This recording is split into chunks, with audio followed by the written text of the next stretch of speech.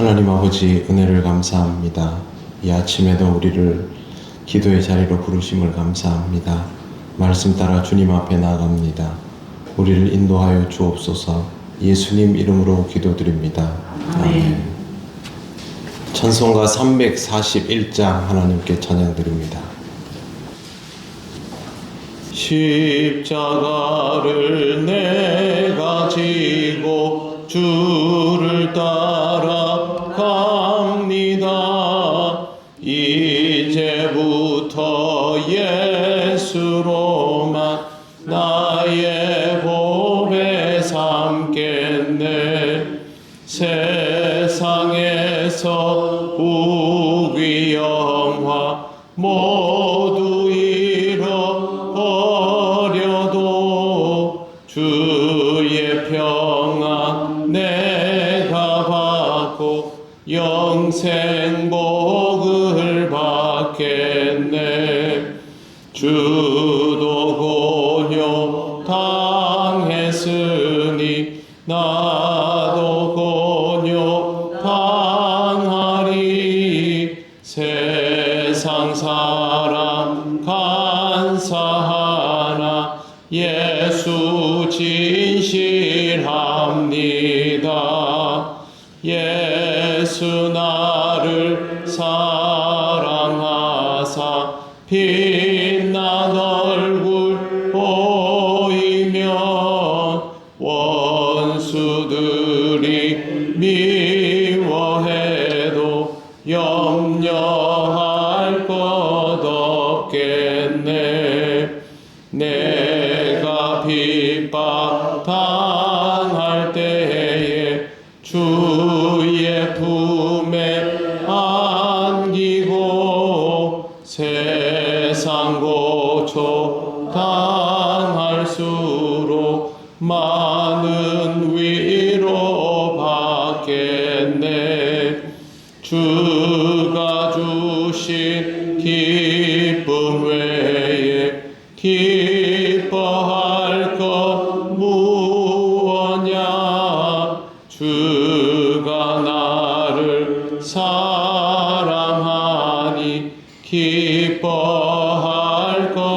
것뿐일세.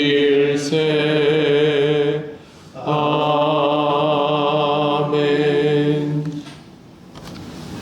하나님 말씀 사도행전 16장 35절에서 40절입니다. 한 절씩 교독하겠습니다. 날이 샘에 상관들이 부하를 보내어 이 사람들을 놓으라 하니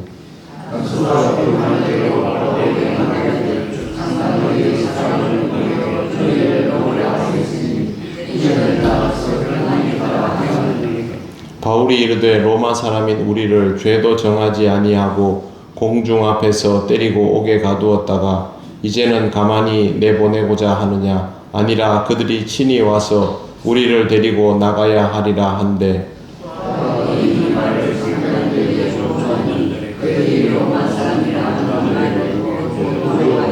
와서 권하여 데리고 나가 그 성에서 떠나기를 청하니 옥에서 나와 루디아의 집에 들어가서 형제들을 만나보고 위로하고 가니라. 아멘. 네, 간수는 예수를 믿고 은혜 받고 기쁨 충만한 삶을 살게 되었는데 감옥 일은 어떻게 되었을까? 이게 이 부분에서 되게 중요한 부분입니다. 간수가 직접 바울 일행을 데리고 나왔지 않습니까? 근데 35절을 보시면 날이 샘에 상관들이 부하를 보내어 이 사람들을 놓으라 하니 라고 되어 있습니다. 이게 별일이 없는 거 보면 일찍 바울과 또 실라를 데리고 간수가 다시 감옥으로 데리고 다시 들어갔나 라는 생각이 들기도 하는 부분입니다. 간수의 상관들은 밤새 어떤 일이 일어났는지 모릅니다. 그렇기 때문에 부하에게 이 사람들을 풀어주라고 하지 않겠습니까? 간수는 상관의 말을 바울에게 그대로 전달을 합니다. 상관들이 이 사람을 보내어 너희를 놓으라 하였으니 이제는 나가서 평안히 가라 하거늘. 그런데 바울의 반응이 다릅니다. 37절 보시면 바울이 이르되 로마 사람인 우리를 죄도 정하지 아니하고 공중 앞에서 때리고 옥에 가두었다가 이제는 가만히 내보내고자 하느냐? 아니라 그들이 친히 와서 우리를 데리고 나가야 하리라 한데 라고 말합니다. 굉장히 조목조목 따지는 것이죠. 무엇보다도 우선 로마 시민을 죄도 확정하지 않고 잡아들이기부터 했다라는 것이 명백한 잘못입니다. 당시 로마 시민들은 사실상 면책특권의 수준을 가지고 있습니다. 요즘 그 국회의원들 보면 면책특권에 대한 이야기들을 가끔 하게 되는데요. 정말 웬만한 일 아니면 불려갈 일도 없는 사람들이죠. 당시에 로마 시민들이 그랬습니다. 로마 시민들은 발레리안 법과 포르시안 법에 의해서 본인의 동의에 의해서만 지방 법률에 따라서 재판을 받았고, 나는 그렇게 재판받지 않겠다 하면 로마 황제에게 호소할 수 있습니다. 그러면 로마에 가서 판결을 받게 되어 있습니다. 우리나라에 미국인들이 와가지고 미군들이 사고를 치고 나면 우리나라 법으로 처벌을 하려고 하면 미군들이 자기들 군법으로 처벌받겠다 그러면서 가겠다고 막 그러는 거 있지 않습니까? 일종의 그런 식이죠. 우리나라에서 죄를 지었으면 우리나라에서 벌을 받는 게 당연한데도 그렇게 말하는 이유는 자기들이 마치 이 지구에서 특권 가진 사람처럼 그렇게 생각하기 때문에 그런 겁니다. 당시에 로마 시민들은 그런 생각만 가지고 있었던 것이 아니고 실제로 로마 안에서는 그러한 자격을 갖추고 있는 사람들입니다. 그렇기 때문에 각 행정구역의 로마 총독도 명백한 죄가 규명되지 않고서는 로마 시민을 벌할 수가 없습니다. 재판을 거치지 않고 채찍으로 때리거나 고문을 하거나 집단 폭행을 하거나 있을 수 없는 일입니다. 그리고 이런 상황에서 내가 곤란해졌다라고 하면 황제에게 호소하면 모든 것들이 멈춰집니다. 나는 로마 시민이다 이러면 끝나는 겁니다. 그 다음부터는 모든 판결이 멈춰지고 로마로 향할 수 있도록 길을 열어주게 되어 있습니다. 바울은 이런 혜택을 누릴 수 있는 시민권자였던 것으로 알려져 있습니다. 그런데 바울에 대해서 물어보기도 전에 그냥 때리고 가두어 버린 것이죠. 심지어 사람들 앞에서 때리고 가두었지 않습니까? 그래 놓고 지금 몰래 내보내려고 합니다. 가만히 내보낸다라는 말은 사람들 모르게 그냥 몰래 내보내겠다라는 뜻입니다. 자신들이 잘못한 것을 알고 있기 때문에 사람들에게 이게 드러나면 자기들의 그 권위가 서지 않으니까 이렇게 내보내려고 하는 것이죠. 38절 보시면 부하들이 이 말을 상관들에게 보고하니 그들이 로마 사람이라 하는 말을 듣고 두려워하여 이렇게 되어 있습니다. 로마인이 복음을 전할 거라고는 생각을 안 했죠. 그냥 유대인일 것이다 라는 생각만 했던 것입니다. 이제 태도가 달라졌습니다. 39절 40절 보시면 와서 권하여 데리고 나가 그 성에서 떠나기를 청하니 두 사람이 옥에서 나와 루디아의 집에 들어가서 형제들을 만나보고 위로하고 가니라. 입장이 완전히 바뀌었습니다.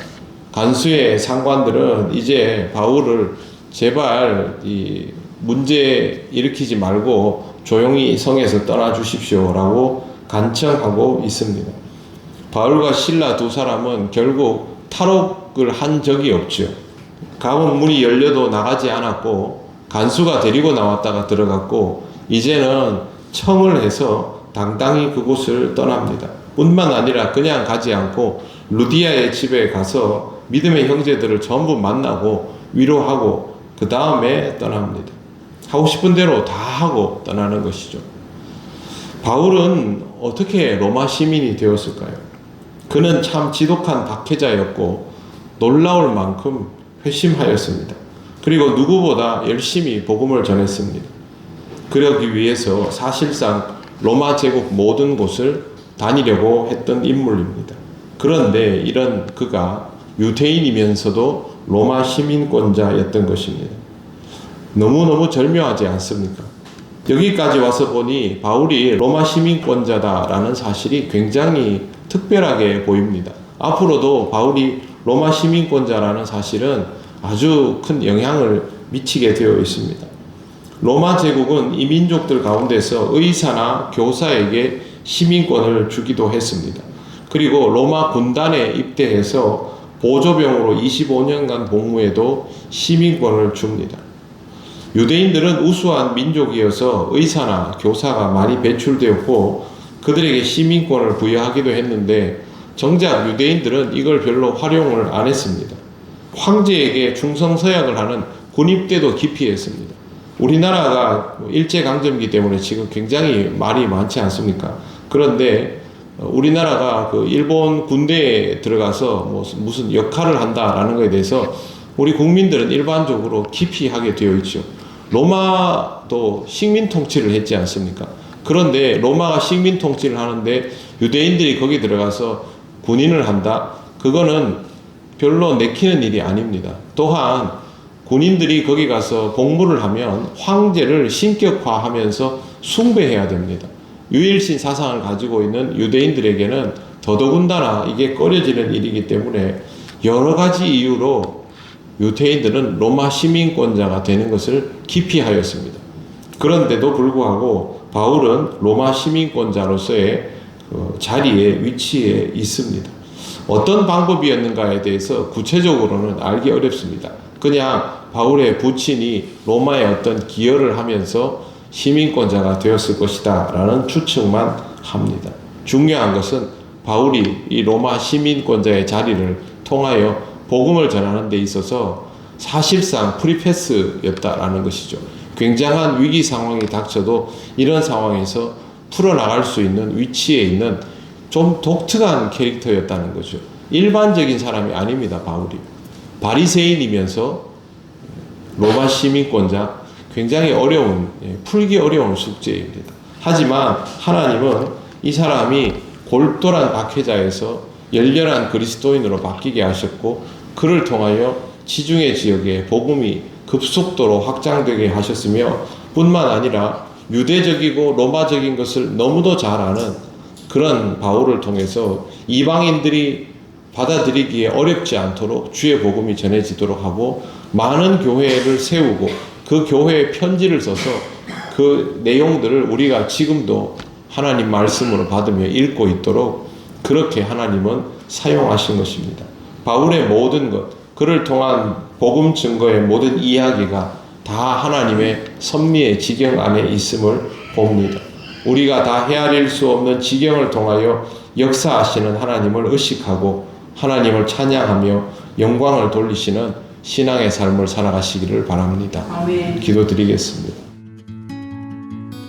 하나님 감사합니다. 바울의 선택받음을 보면서 하나님의 그 특별한 섭리에 대하여 다시 한번 놀랍니다. 하나님 아버지께서 우리를 쓰실 때도 우리를 필요에 따라 쓰시며 주의 복음을 전하고 믿는 자로 살게 하실 때 하나님의 모든 계획과 섭리 속에서 그 일이 이루어짐을 믿습니다.